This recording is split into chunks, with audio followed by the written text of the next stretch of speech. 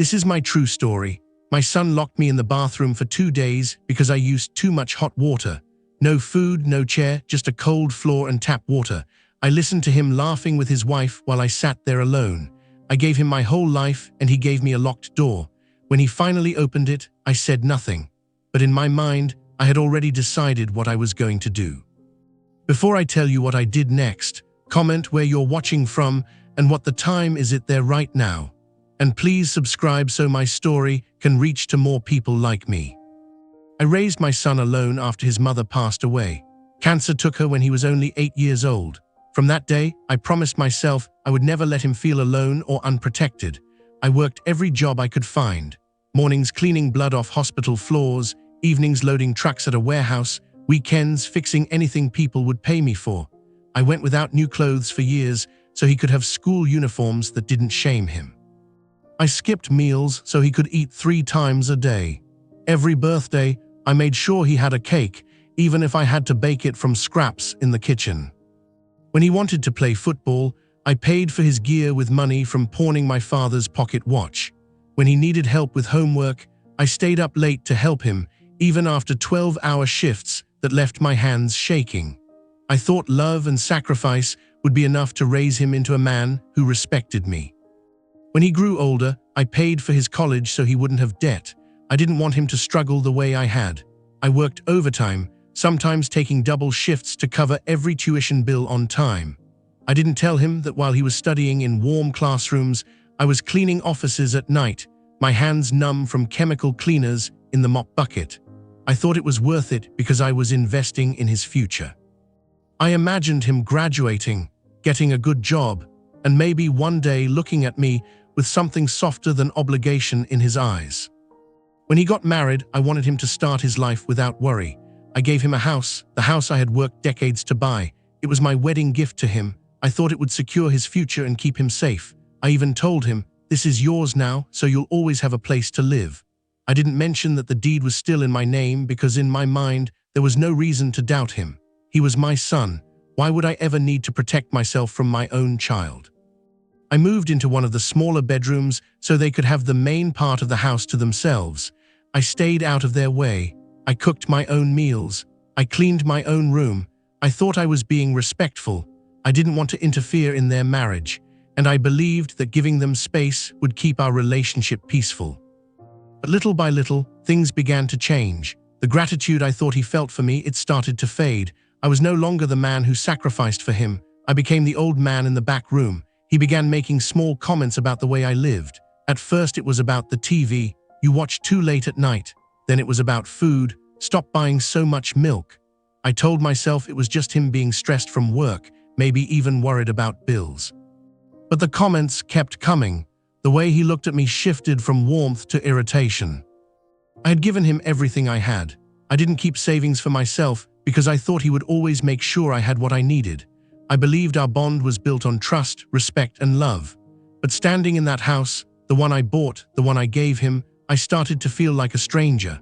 I could sense it in the way he avoided sitting with me, the way his wife barely spoke to me, the way they whispered behind closed doors and stopped when I walked in. Looking back, I think the problem started when I made life too easy for him.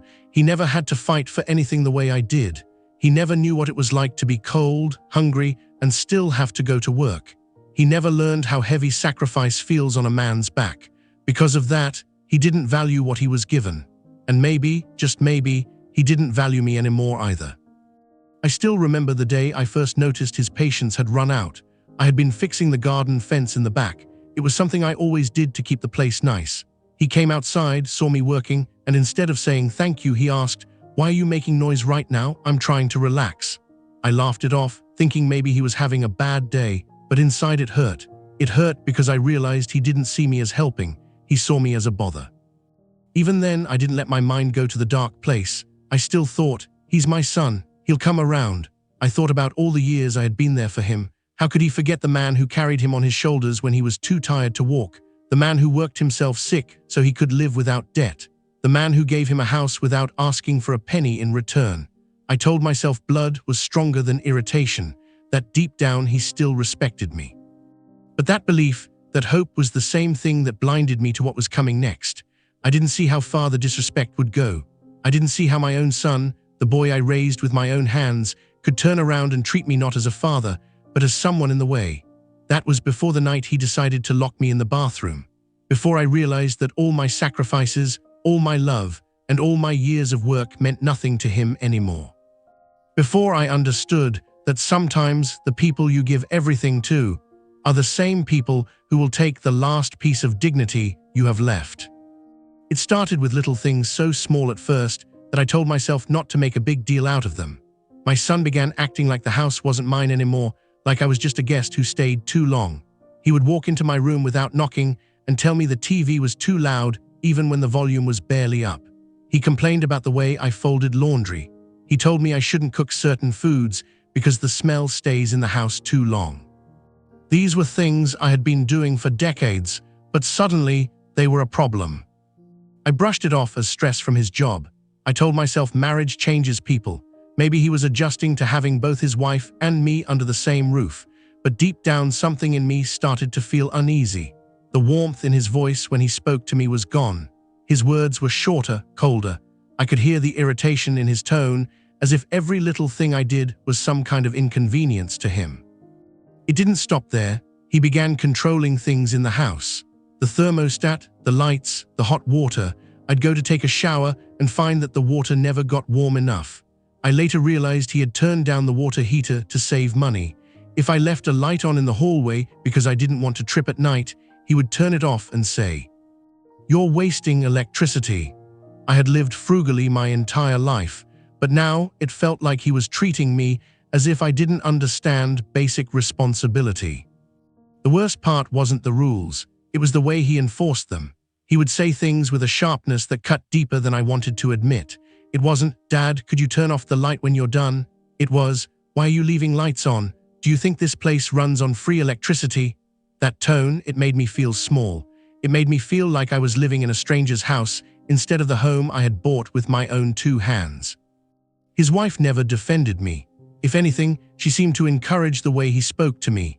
I'd hear them in the kitchen whispering about how I don't know how to live in a modern house or how I still act like it's my place. They laughed about it, thinking I couldn't hear, but walls are thin and words like that echo in a man's chest long after they've been spoken. I still didn't say anything. I told myself family goes through ups and downs. I thought if I just stayed quiet, things would get better. I even tried to help more. Washing dishes before they got home, mowing the lawn early so they could rest on weekends, fixing anything that broke without asking for thanks.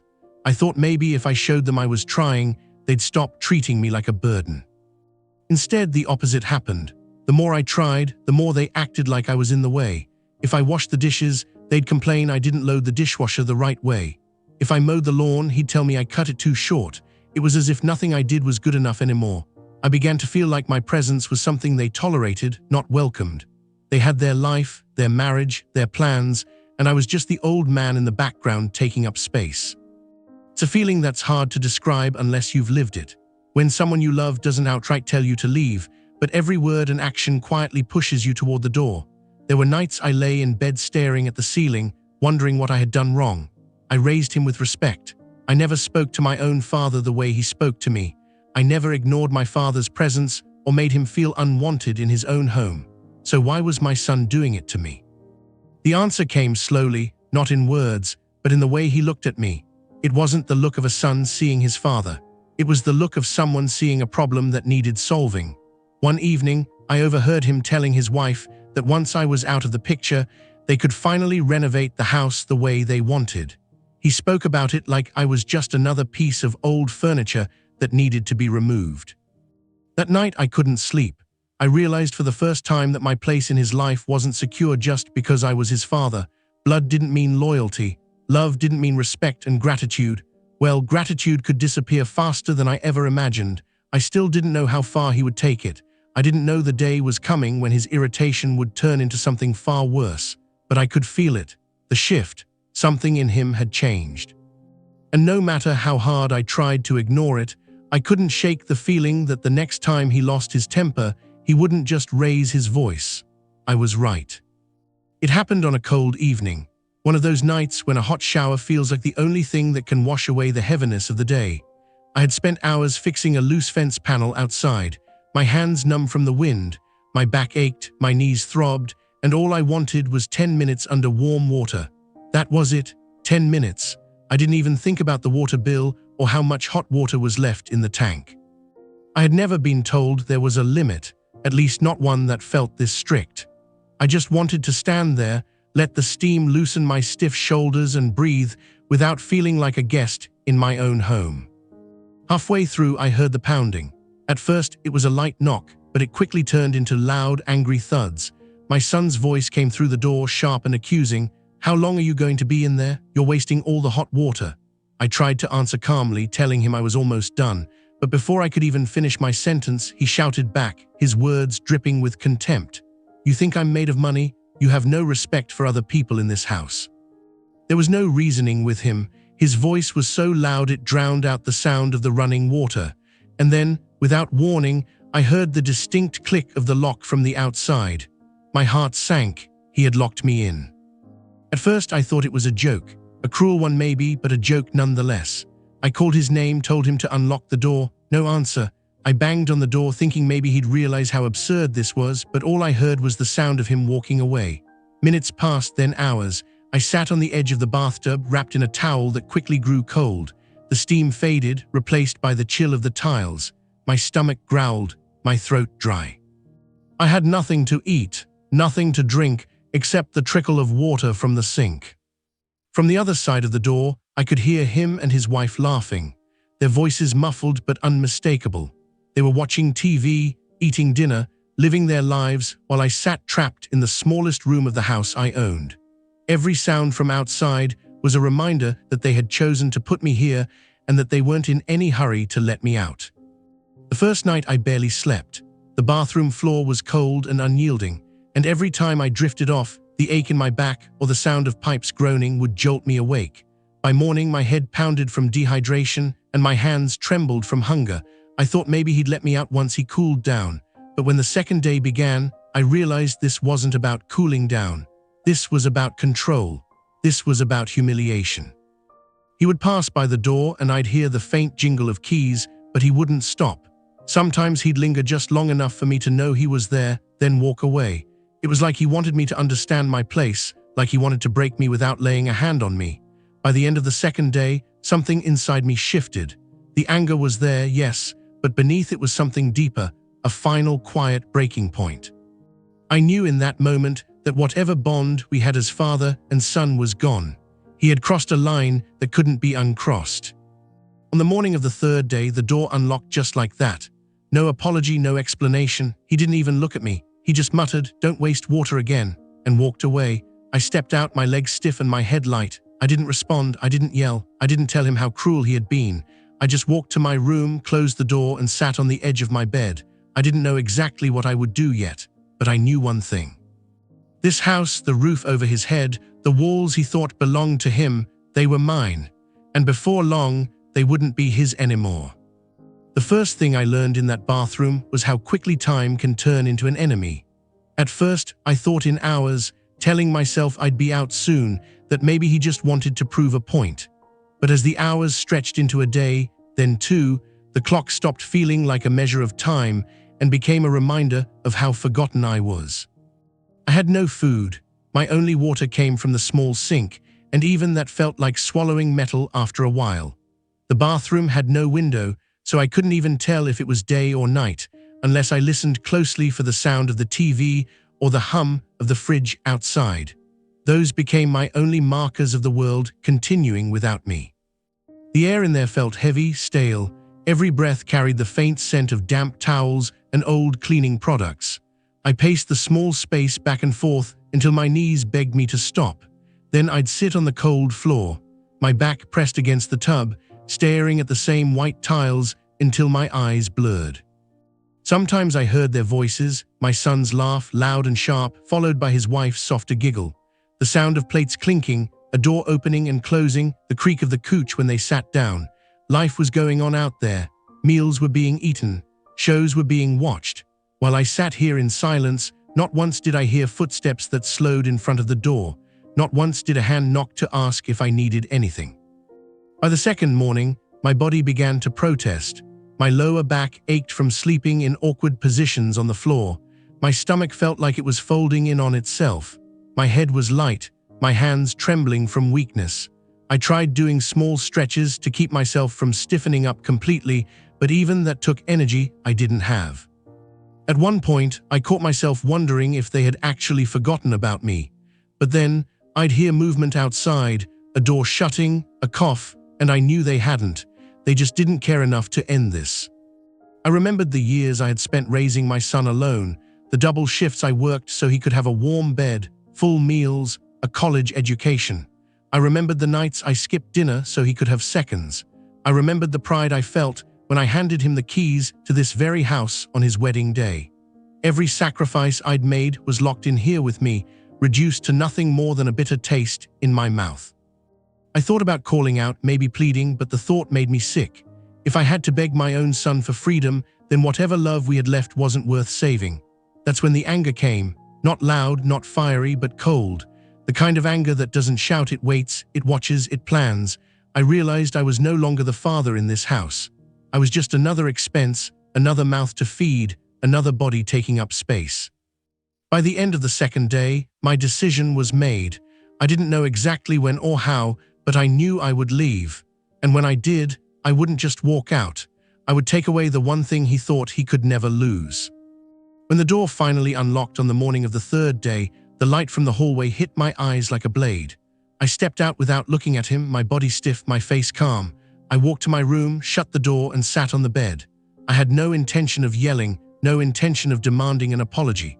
The silence would do more damage than words ever could. He didn't know it yet, but in locking me away for 2 days, he had unlocked a part of me he'd never met before. The part that could walk away without looking back. When I stepped out of that bathroom, I didn't give him the satisfaction of a reaction. No questions, no shouting, no demand for answers. I just walked past him as if he were invisible. My feet carried me to my bedroom, and I shut the door quietly, the soft click of the lock sounding louder than any words I could have spoken. Inside, I sat on the edge of the bed, letting the stillness wrap around me. The room felt different now, not like a place of rest, but like a planning ground. My eyes scanned the familiar furniture, the dresser, the old safe in the corner that had sat untouched for years. That safe held more than papers and documents. It held the last card I had to play. I knew better than to move too quickly. If revenge was going to work, it had to be quiet, invisible, and precise. I couldn't let him suspect anything. So for the next few days, I played my part. I walked through the house at my usual hours. I ate at the same times. I even gave him short, polite answers when he spoke. To him, it probably looked like I had let the whole thing go. But inside, I was building a plan that would end with me walking away forever. I thought about leaving immediately, but that would have been letting him win. He would have gone on living in this house, the house I bought, the house my hands had paid for brick by brick, thinking he had forced me out. No, I wanted him to feel what I felt in that bathroom, trapped, powerless, and stripped of control. Late at night, when the house was quiet, I would sit with a pen and paper listing the steps I needed to take. Step 1, confirm the ownership of the house. I already knew the answer. The deed was still in my name, but I wanted every legal detail in place. Step 2, contact my lawyer. Step 3, arrange a private cash sale. Step 4, move the money somewhere he could never touch it. Step 5, disappear without a trace. The most dangerous part of the plan was keeping my face calm during the day. Every time I passed him in the kitchen, every time he made small talk about bills or groceries, I had to remind myself not to let the truth show. My voice had to stay steady, my steps measured. If he sensed something, he might start digging. And if he found out before I was ready, everything could fall apart. I began clearing small things from my room. Nothing obvious, nothing he'd notice. A few important photographs tucked into a drawer. My passport slipped between old books on the shelf. The safe key, which had been hidden in a box of screws in the garage, was moved quietly into my pocket. The hardest part wasn't the planning, it was keeping the anger under control. Every time I saw his face, I remembered those 2 days in the bathroom. The cold floor, the empty stomach, the sound of his laughter on the other side of the door. My hands would tighten, my jaw would lock, but I'd swallow it down. I knew that the day would come when I wouldn't have to hold it in anymore. During one of those quiet nights, I opened the safe. The papers were all there, the original house deed, bank documents, insurance files. My name was printed in bold letters, untouched, undeniable. I smiled for the first time in days. This house had always been mine, and soon it wouldn't be his. I thought about telling him right then, throwing the truth in his face, but I stopped myself. Words can be forgotten, actions cannot. If I told him now, he would have time to prepare, time to fight, time to make excuses. No, this had to happen like the turning of a lock, sudden, final, and impossible to undo. By the end of that week, the pieces were moving. My lawyer knew exactly what to do, and I trusted him to handle the sale quietly. We agreed to keep everything off the market to avoid any public record until the deal was done. I found a buyer within days, a young couple eager to pay in cash.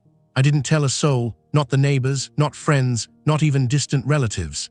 This was between me, my lawyer, and the buyer. The fewer people who knew, the safer my plan was. And so I continued my performance. The quiet old man, harmless, defeated, going about his days like nothing had changed. But inside, the fire burned hotter than ever. Every step I took was leading me toward the moment I would walk out of this house for the last time. And when I did, I would leave him with nothing but the walls he thought he owned and the silence he had once locked me in. The thing about my son is that he never paid attention to the details. He thought once you give someone a gift, it's theirs forever. But that's not always how it works. When I bought him this house as a wedding gift years ago, I never actually transferred the deed into his name. At the time, I told myself it was for legal protection, but maybe deep down I already knew there might come a day when I'd need that leverage. The paper, the one with my name and bold letters at the top, had been sitting in my safe for years, untouched, and he had no idea it existed. He just assumed the house was his. He talked about it as if he built it himself, bragged to friends about owning it, even argued with me over how I should use his utilities. But the truth was, the whole time he had been living under my roof, literally, and paying nothing for it. I remembered the day we bought it. I walked through every empty room with him and his new bride, watching their faces light up. I thought I was giving them a start in life. I thought it would be a place where family would gather, where laughter would bounce off the walls. I never imagined those same walls would one day hold me prisoner while my own son locked me away. Now that memory wasn't sweet, it was fuel. The same house that had once been my proudest gift was going to be my greatest weapon. When I sat across from my lawyer and slid the deed across his desk, he looked at me for a long moment before speaking. "He doesn't know, does he?" I shook my head. "Then you hold all the cards." We went over everything. The legal process, the timeline, the risks. There weren't many risks. Legally, it was mine. Selling it was as easy as signing my name. The only thing my son could do to stop it was nothing. He couldn't stop it. That was the beauty of it. I decided the sale would be private, quiet, and fast. No for sale signs, no public listings. I didn't want him catching wind of anything until it was too late. The buyers would be ready to move in the moment the ink dried on the contract. Every time I passed him in the hallway, every time he asked me to take shorter showers, every time he made some offhand remark about my house, I felt the weight of that secret pressing against my chest. It wasn't a burden. It was a gift I had given myself, the knowledge that any day I could take away everything he thought was permanent. Sometimes when I was alone in my room, I would take out the deed and just look at it. My name printed clearly, no one else's. It was the kind of power you don't waste, and I wasn't going to waste it. I started preparing for life after the sale. I made a list of countries I might move to, places where the air was warm and no one knew my name. I checked my passport's expiration date. I called an old friend who lived abroad just to see how things were over there. I didn't tell them why I was asking. In the evenings, I could hear my son and his wife in the living room talking about vacations they wanted to take, renovations they wanted to do, things they'd fix up in the house. I'd sit there silently, knowing every word they spoke was meaningless. They were making plans for a future that didn't exist anymore. One night I heard him talking to a friend on the phone. "This house is ours forever," he said. "Dad's just here until, you know." His voice dropped, but I caught the tone, the one that suggested I was just waiting to die so he could get everything. I smiled in the dark. He thought I was the one running out of time, but the truth was, his clock was ticking and I was the one winding it down. The morning after I confirmed everything with my lawyer, I woke up with a sense of calm I hadn't felt in years. The plan was set in my mind like a chess move I'd been waiting my whole life to play. I wasn't going to confront my son, shout, or demand an apology that would give him the satisfaction of thinking I wanted something from him. No, this was going to be quiet, silent. The kind of revenge that doesn't just take back what's yours. It makes them wonder for the rest of their life how they never saw it coming. The first step was setting the sale in motion. My lawyer reached out to a couple he knew, serious buyers with cash ready. They'd been looking for a property just like this. He told them it was a private sale and that they'd have to move quickly. They agreed. I didn't even have to meet them. All I had to do was sign my name when the papers were ready. Next, I went to the bank. I didn't withdraw anything yet. That would be too obvious. But I opened a new account under my name only, one my son didn't know about. I arranged it so when the house sold, every cent from the sale would be wired straight into that account. From there, it would be transferred overseas. The goal was simple. By the time he realized the house was gone, I'd be gone too. I kept my routine exactly the same to avoid suspicion. I still ate breakfast at the same time. I still sat in my chair by the window in the afternoons. I still asked him about his day when he came home from work, even though I knew the only answer I'd get was a grunt. At night, though, my mind raced. I thought about the first day I'd leave, what I'd pack, where I'd go. I decided on just one suitcase. I'd take my important papers, my passport, a few clothes, and the watch my wife gave me on our wedding day. Everything else, every chair, every dish, every picture frame would be left behind. A week into the process, my lawyer called. We are ready to move forward. Closing date is in 3 weeks. My heart didn't race. It slowed. 3 weeks wasn't long at all. 3 weeks. And the place my son thought he owned would no longer be his. In those 3 weeks, I played my role perfectly. I let him talk about his plans for the house. I let him tell me to turn off the light if you're not using it, and don't take too long in the shower. I didn't argue. I didn't even smile. I just let him believe the world was still his to control. Meanwhile, I was also making quiet arrangements for my new life. I called a travel agent and booked a one-way ticket to a small coastal town halfway across the world. I wired a small amount of money ahead to an account there, just enough to secure a place to live. When I arrived, my lawyer advised me to keep my departure completely secret. No note, no phone call, no forwarding address. Disappear clean, he said, and I knew he was right. People like my son don't deserve closure. They deserve the silence that comes after you take away the one thing they thought was theirs forever. I remember one evening about a week before closing. My son was sitting on the couch with his wife talking about remodeling the kitchen. He said, "We'll start next summer. We can knock out this wall."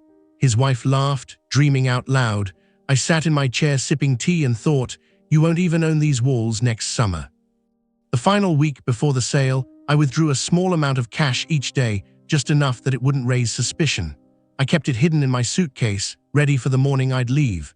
And then the day before closing, I took one last walk through the house in the early morning when no one else was awake. I touched the door frames, the windows, the kitchen table, not because I was going to miss it, but because I wanted to remember exactly what I was taking away from him. By the time the sale papers were signed, everything was ready. My flight was booked. My suitcase was packed. My escape was hours away. The game was almost over, and my son didn't even know he was losing. The morning of my escape came quietly. No alarm clock, no rush. I woke before the sun. The room still dark, the air heavy with that strange calm you get before making a choice you can't take back. My suitcase was already by the door. I'd packed it the night before, one change of clothes, my passport, my papers, the cash I'd been collecting, and the watch my wife gave me all those years ago. Everything else stayed behind. This wasn't about things, this was about freedom. I moved slowly, careful not to wake anyone. My son and his wife were still asleep down the hall. I could hear his faint snoring. For a moment, I thought about knocking on his door, waking him up, and telling him exactly what I thought of him. Every memory of sacrifice, every time I'd put him before myself. But no, words are wasted on people who only hear themselves. Silence would cut deeper. I slipped the house keys into an envelope addressed to my lawyer. He'd need them for the new owners who would be arriving that afternoon to start moving in. The sale was complete, the funds already wired into my account. Legally, this wasn't my son's house anymore. In fact, it never had been. That was the part that would burn him the most. I walked to the front door and opened it slowly. The cold morning air hit my face. I looked around. The street was empty, just a thin mist hanging over the quiet road. My taxi was parked a few houses away, engine running, driver waiting with the trunk open. I stepped outside, pulling the door shut behind me without looking back. No pause, no goodbye. As I walked to the taxi, I thought about those 2 days in the bathroom, the cold floor under my back, the taste of tap water from the sink, the sound of his laughter through the door. It had been a moment of humiliation, but it had also been the moment I stopped being afraid to lose him. That's what he never understood. Once a parent stops fearing the loss of their child, they become free. The taxi ride to the airport was silent. I didn't check my phone. I didn't need to. By the time my son woke up, strangers would be moving furniture out of what he thought was his home. He'd call me maybe hundreds of times, his voice going from angry to panicked to desperate. I'd never answer. At the airport, I moved quickly. One ticket, one passport check, one security line. I'd chosen a flight that left before the new owners arrived. Before my son could even start to piece together what had happened, I didn't want to see his face. I wanted him to live with the shock. As I boarded the plane, I felt no sadness, no guilt, the life I'd given him, the sacrifices I'd made. He'd already thrown those away long before this day. I was just making it official. When the plane took off, I looked out the window as the city got smaller, then disappeared under the clouds. Somewhere down there, my son was waking up to a house that wasn't his, a future that had vanished in a single morning. By the time he realized I was gone, I'd be on another continent, walking streets he'd never think to look for me in. I'd have a new home, a new life, and for the first time in years, I'd sleep without fear of what he might do next. I didn't run away because I was weak. I left because I finally understood that some people deserve to lose what they've been given. My son locked me away for using hot water. I walked away and took his whole world with me. By the time my son opened his eyes, I was already thousands of feet in the air, the world below me shrinking to a blur. He didn't know it yet, but his life had changed forever. The first sign came when he stumbled out of bed and walked toward the kitchen, expecting to find the same stale smell of coffee and yesterday's arguments. Instead, he heard voices, unfamiliar ones, echoing from the living room. Confused, he walked in and froze. 2 strangers were there, a man and a woman, both in their 20s. They were smiling politely at a moving crew who was carrying boxes out of the front door. One of the movers brushed past him without even glancing his way. My son demanded to know what was going on, his voice sharp with the tone he always used on me. But these people didn't flinch. The young woman simply said, "We're the new owners. We closed on the house last week." His face must have gone pale. I can imagine the way his hand probably tightened around the door frame, like he needed something to hold on to before his knees gave way. He asked where I was if they had seen me. She shook her head, telling him that the old man had moved out early that morning. That was the moment it must have hit him. The slow, creeping realization that the house wasn't his anymore. It never had been. He ran to his room, probably thinking he'd find my things still there, some clue to explain this nightmare.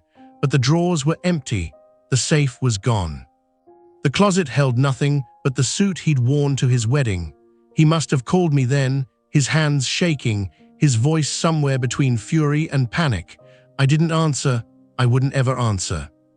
Over the next hours, I imagine he called dozens of times, maybe hundreds. He would have called my lawyer too, demanding answers, but the lawyer would have told him the truth. The sale was legal, the money was mine, and there was nothing he could do. Every door he tried to open was already locked, and I held the keys. That evening, when the new owners began moving their furniture in, he probably stood on the sidewalk watching strangers carry in boxes, knowing the life he thought was secure had been ripped away in a single day. His wife must have been there too, her voice sharp, asking what happened, her eyes cold with blame. Maybe she called her own family, trying to find a place for them to stay. The next few weeks wouldn't be easy for him. Without the house, without my financial support, everything would collapse. The bills would pile up.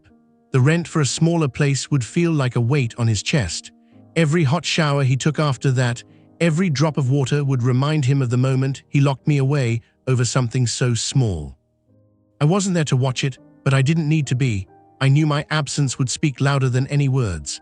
The silence, the emptiness, that would be my real revenge, because nothing unsettles a man more than realizing the person he thought would always be there is gone for good. I didn't just take the house. I took the certainty he had in his control over me. I showed him that the father he thought was too weak to fight back had been planning all along. And that more than losing the bricks and walls would keep him awake at night. Now I wake up to the sound of waves instead of slammed doors. The first light of morning spills through the small window of my seaside cottage, warming the wooden floor. I make my own coffee, slow and unhurried, letting the steam curl into the quiet air. There's no one banging on walls, no voices raised in anger, no footsteps packing outside my door, just peace. When I first arrived here, the coastal town felt almost too quiet. After years of living under someone else's roof, where every move I made was watched, judged, and controlled, the silence was strange. But over time, I realized it wasn't emptiness. It was freedom. I could take long showers without anyone shouting. I could eat when I wanted, sleep when I wanted, walk outside, and feel the sun without glancing over my shoulder. The house I bought here is small compared to the one I gave my son, but it's mine in every sense of the word. I keep the windows open most days so I can hear the ocean. In the evenings, I walk down to the shoreline with a folding chair, sit, and watch the tide come in. No phone in my pocket, no obligations pulling me back. The locals treat me like an old friend, even though they've only known me for months. The man who sells fish at the market saves the freshest catch for me. The woman at the cafe down the street knows exactly how I take my tea. Sometimes they ask about my family and I just smile. I don't tell them the truth. The past doesn't belong here. I've learned to live light. One suitcase was all I brought when I left, and I've never needed more. Everything I own now serves a purpose. Every day I live now has meaning. I don't waste my energy thinking about what my son might be doing or whether he ever regrets what he did. Regret won't change anything. But sometimes late at night, I think about the last time I saw him. That morning when he unlocked the bathroom door and thought the world was still under his control. He never realized that was the moment he'd lost me forever. Some people believe revenge is loud, full of shouting and confrontation. Mine was silent. I didn't raise my voice. I didn't explain. I just walked away and took with me the one thing he valued most. And now, as I sit on my porch and watch the sun dip into the sea, I know I made the right choice. Family should protect you, not imprison you. Love should be unconditional, not transactional. And respect should never have to be earned back once it's been given. He locked me in a bathroom for using too much hot water. I unlocked my life by walking away and building something new somewhere far beyond his reach. And here with the ocean as my witness, I will never be trapped. Kindly subscribe for more reality videos every day.